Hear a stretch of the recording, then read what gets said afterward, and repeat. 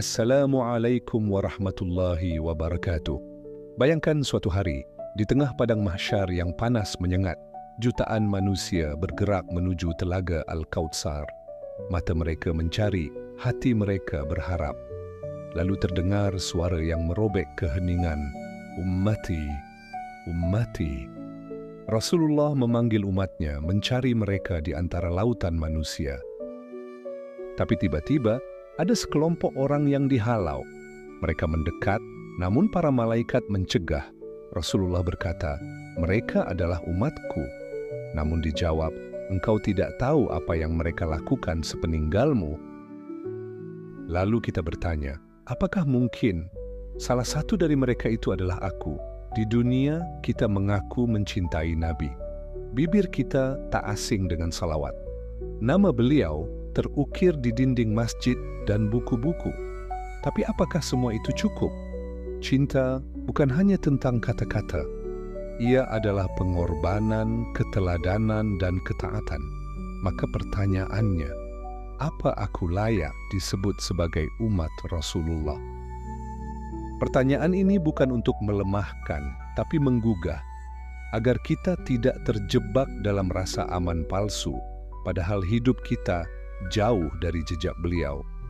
Maka mari kita renungkan bersama dalam 5 segmen penting ini.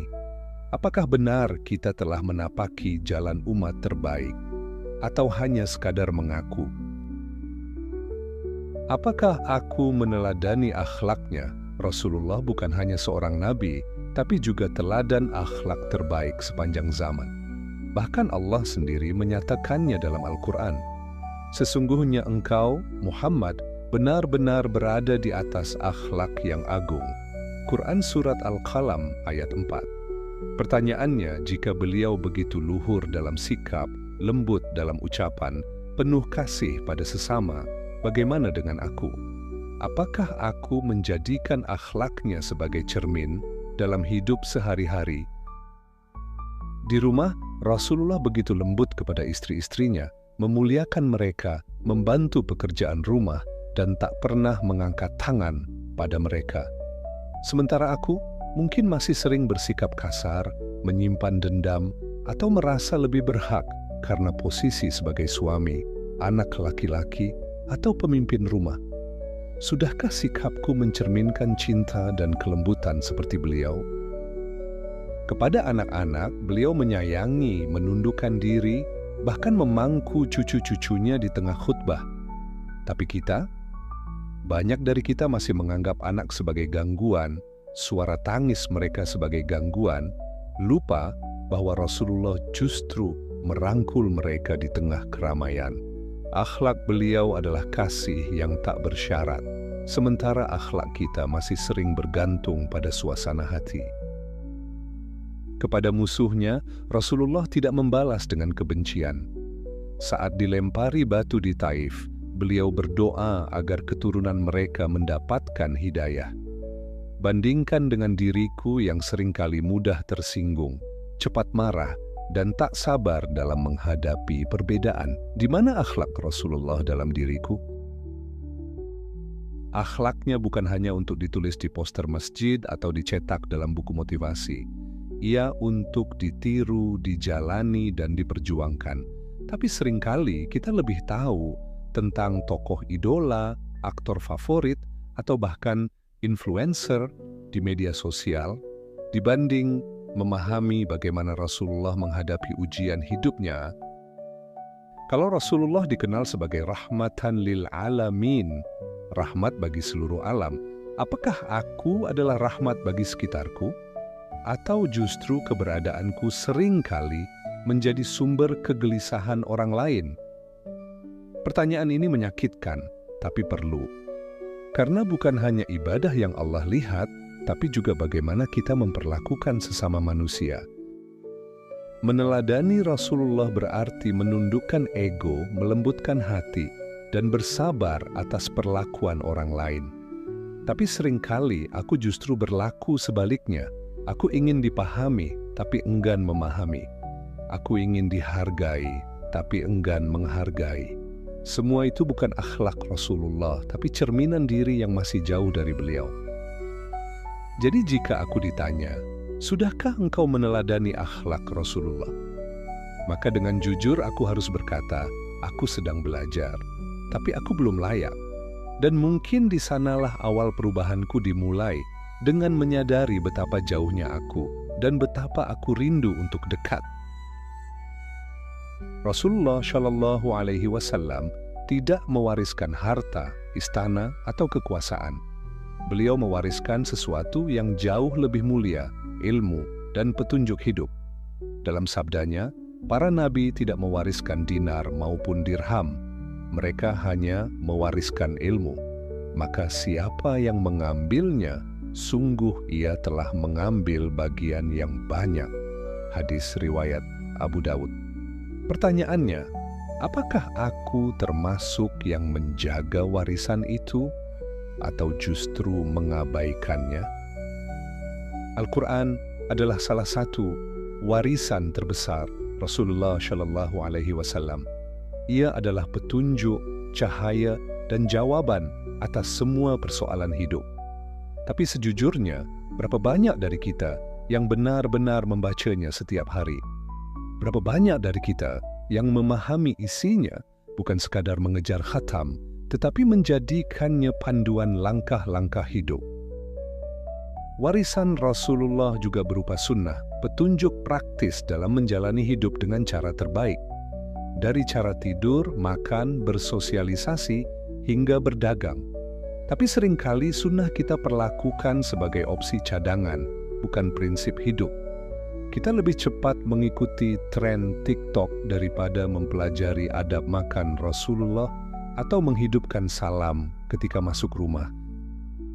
Ketika ilmu agama dianggap cukup dengan sekali ikut kajian atau mendengar potongan video 30 detik di media sosial, maka kita sedang melupakan warisan besar Rasulullah. Kita bangga sebagai umatnya, tapi tak berusaha mewarisi ilmunya. Kita ingin dekat dengan beliau di akhirat, tapi menjauh dari peninggalannya di dunia. Rasulullah Shallallahu Alaihi Wasallam bersabda, siapa yang menunjukkan kepada kebaikan, maka ia mendapatkan pahala seperti pelakunya. Hadis riwayat Muslim. Ini adalah pesan agar kita tidak hanya menjaga warisan beliau, tapi juga mewariskannya kembali. Apakah aku sudah pernah menyampaikan satu ayat, satu hadis, satu nasihat yang mendekatkan orang lain kepada Allah dan Rasul-Nya? Kadang kita begitu sibuk memperjuangkan peninggalan orang tua, sertifikat tanah, warisan rumah, atau bisnis keluarga, namun lalai menjaga warisan terbesar umat ini, Al-Quran dan Sunnah. Padahal di hari kiamat, rumah dan tanah tidak akan menyelamatkan kita. Tapi satu ayat yang kita amalkan bisa menjadi penyelamat abadi. Menjaga warisan Rasulullah bukan hanya tugas para ustadz, bukan hanya kewajiban para santri. Ia adalah tanggung jawab setiap orang yang mengaku sebagai umat Muhammad. Menjaga dengan belajar, mengamalkan, dan menyebarkannya dengan cinta. Maka sekarang aku bertanya pada diriku sendiri, sudahkah aku menjaga warisannya, atau aku hanya memakai nama umatnya tanpa memikul beban warisannya? Jika belum, maka inilah saatnya aku memulai, karena tak ada cinta tanpa penjagaan. Apakah aku menyambut rindunya? Ada satu kisah yang selalu menggetarkan hati. Suatu hari Rasulullah Shallallahu Alaihi Wasallam duduk bersama para sahabat dan berkata, sungguh aku rindu kepada saudara-saudaraku. Para sahabat terkejut lalu berkata, bukankah kami ini saudaramu, ya Rasulullah? Beliau menjawab, kalian adalah sahabat-sahabatku. Adapun saudara-saudaraku adalah mereka yang beriman kepadaku, padahal mereka belum pernah melihatku. Hadis riwayat Ahmad. Subhanallah, beliau merindukan kita. Tapi, pernahkah aku sungguh-sungguh merindukan beliau?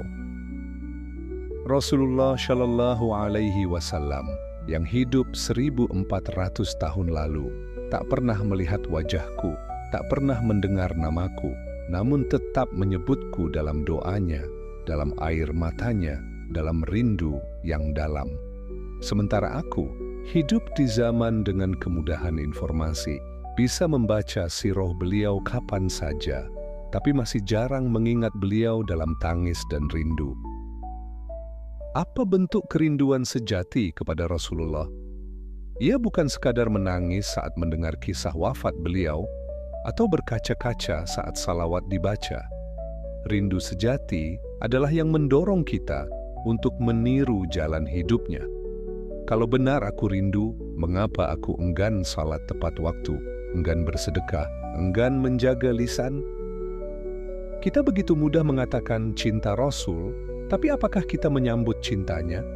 Bagaimana mungkin aku mengaku rindu, padahal perintahnya kuabaikan, sunnahnya kulecehkan, dan ajarannya kutunda dengan 1000 alasan? Kerinduan itu bukan sekadar di bibir, ia harus lahir dalam laku hidup. Pernahkah aku merasa cemburu pada para sahabat? Mereka bisa melihat wajah beliau, menyentuh tangannya, mendengar langsung suaranya. Tapi ada satu keistimewaan yang bisa membuat kita mengalahkan mereka. Jika kita mencintai Rasulullah dengan tulus, walau tak pernah melihatnya, maka kelak kita akan bersama beliau. Seseorang akan dikumpulkan bersama siapa yang ia cintai. Hadis riwayat Bukhari. Kalimat itu seperti pelipur lara, tapi juga cambuk keras, karena cinta itu harus dibuktikan. Dan Rasulullah Shallallahu Alaihi Wasallam tak butuh sekadar pengakuan, beliau menanti pembuktian dari umatnya. Maka, apakah hidupku hari ini adalah sambutan atas rindunya atau justru pengkhianatan dalam diam? Rindu kepada Rasulullah juga harus tampak dalam salawat yang tulus, dalam air mata ketika namanya disebut, dalam semangat menghidupkan sunnah di tengah masyarakat yang menertawakannya. Di zaman ketika maksiat dianggap biasa dan agama dianggap kuno, mencintai Rasulullah adalah bentuk keberanian yang agung. Maka hari ini aku bertanya pada diriku, apakah aku benar-benar menyambut rindunya? Atau aku terlalu sibuk merindukan dunia hingga lupa ada seseorang yang dulu menangis karena khawatir aku akan tersesat? Jika aku masih belum menjawab rindu itu dengan amal, maka hari ini aku harus mulai. Apakah aku membela namanya ketika Rasulullah Shallallahu Alaihi Wasallam dihina oleh kaum kafir? Para sahabat bereaksi bukan dengan huru-hara, tapi dengan keteguhan iman dan pengorbanan luar biasa. Mereka rela kehilangan harta, rumah, bahkan nyawa demi membela kehormatan Nabi. Lalu kita, di zaman ini, apa yang kita lakukan ketika nama beliau dilecehkan? Ketika sunnah beliau diremehkan?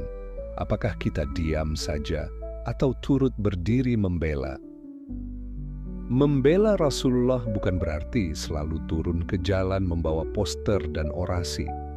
Kadang pembelaan paling kuat justru hadir dalam bentuk menjaga citra Islam, menampilkan akhlak yang indah, dan tak membiarkan orang lain mencemarkan namanya dengan perilaku kita sendiri.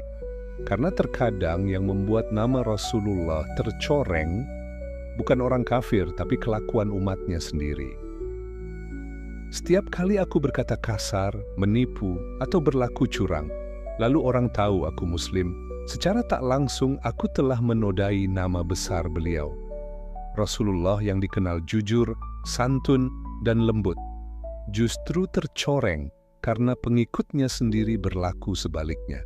Maka pembelaan bukan hanya di forum, tapi juga di jalanan, di pasar, di media sosial, dan di dalam rumahku.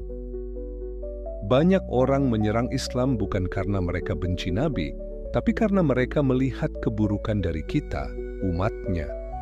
Dan inilah saatnya kita bertanya, apakah aku membela Rasulullah atau justru membuat orang menjauh darinya? Apakah aku menjadi jembatan orang mengenal keindahan Islam atau tembok yang membuat mereka lari. Kadang kita merasa cukup hanya dengan marah saat ada karikatur Nabi. Tapi di sisi lain, kita sendiri menolak memakai sunnahnya.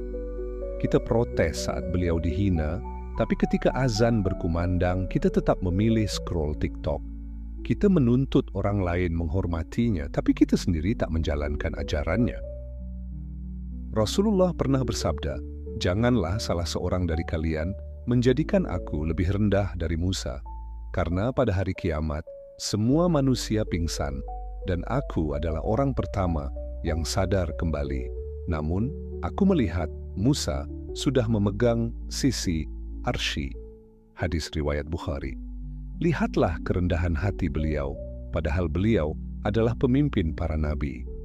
Maka bagaimana bisa aku bersikap sombong, padahal hanya mengaku sebagai umatnya? Pembelaan sejati kepada Rasulullah adalah dengan menunjukkan pada dunia bahwa ajarannya masih hidup. Bahwa Islam bukan agama marah, tapi rahmat. Bahwa umat Muhammad adalah orang-orang yang sabar, pemaaf, dan bijak. Kita tak butuh berteriak membela, jika perbuatan kita sudah cukup menyuarakan cinta. Kini, saat aku melihat cermin, aku ingin bertanya, apakah aku sudah menjadi pembela Rasulullah, atau hanya seorang penonton yang malu bersuara?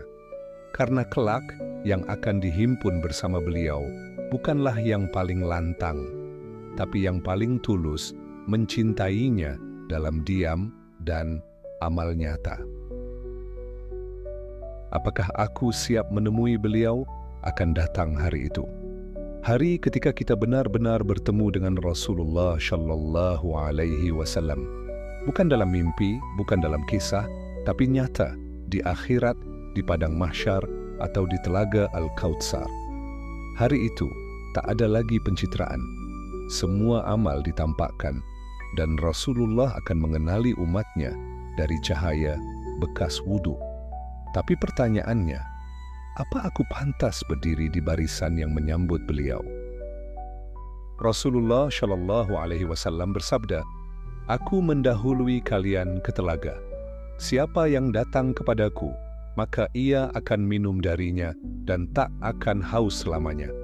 Akan datang padaku suatu kaum yang aku kenal mereka, dan mereka mengenalku, tapi mereka dihalau dariku." Hadis riwayat Bukhari. Lalu beliau pun berpaling dengan wajah sedih. Bisakah kamu bayangkan Rasulullah memalingkan wajah dariku?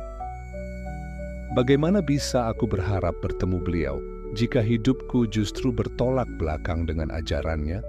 Jika aku lebih sibuk mengejar popularitas daripada ridho Allah? Jika aku lebih hafal lagu viral daripada ayat suci? Jika aku lebih bersemangat menonton konser daripada mendengar ceramah? Aku malu, tapi lebih dari itu, aku takut. Ketakutan yang paling dalam bukanlah disiksa, tapi ditolak oleh Rasulullah. Tidak disapa, tidak diajak mendekat, tidak dikenali. Karena itu bukan sekadar kehilangan, tapi kehancuran. Semua cinta dan rindu yang kuucap selama hidup tak berarti apa-apa jika tak ada amal yang membuktikannya. Persiapan untuk bertemu Rasulullah bukan hanya dengan ibadah fisik, tapi juga dengan hati yang bersih, niat yang lurus, dan akhlak yang lembut.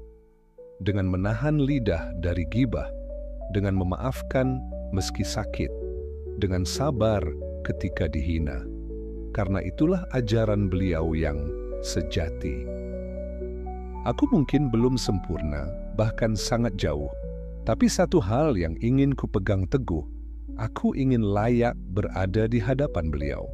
Jika hari itu datang esok, aku ingin bisa menunduk penuh haru dan berkata, "Wahai Rasulullah, aku tak sempurna, tapi aku berusaha." Dan semoga itu cukup untuk membuat beliau tersenyum. Setiap hari adalah latihan untuk hari perjumpaan itu. Maka jangan tunda taubat. Jangan tunda perubahan. Jangan anggap kecil amal-amal kebaikan, karena bisa jadi satu salawat, satu sedekah, satu pengorbanan kecil menjadi sebab aku diterima di sisinya. Kini aku bertanya dengan jujur, jika hari ini aku wafat, apakah aku siap menemui Rasulullah? Jika jawabannya belum, maka jangan tunggu esok.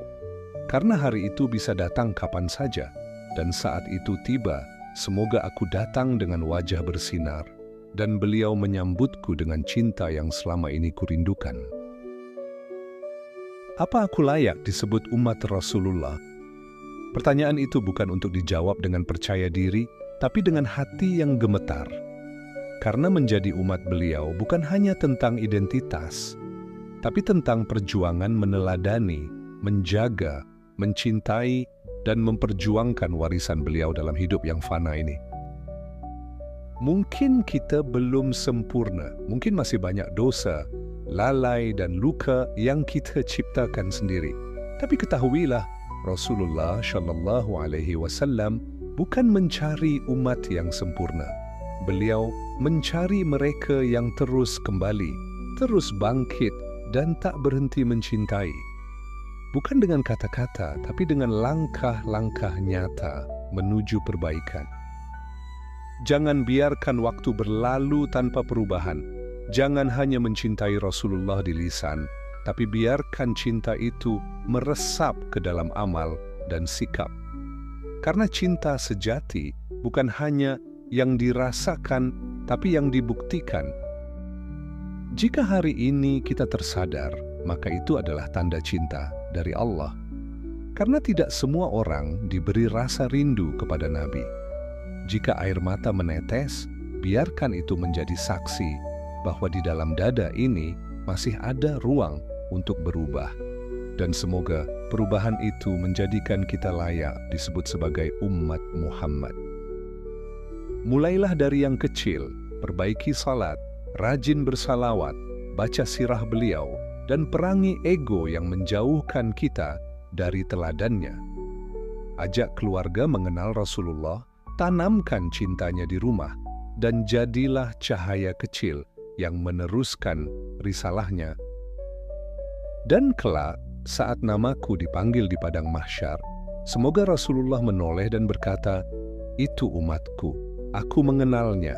Ia pernah mencintaiku, meski tak pernah melihatku. Itu harapan tertinggiku." Jika video ini menyentuh hatimu, bantu sebarkan, bagikan cinta Rasulullah dengan mengirimkan video ini ke orang-orang terdekatmu. Klik like jika kamu rindu Rasulullah, komentar, "Aku ingin layak disebut umat Nabi," jika kamu ingin berubah bersama kami.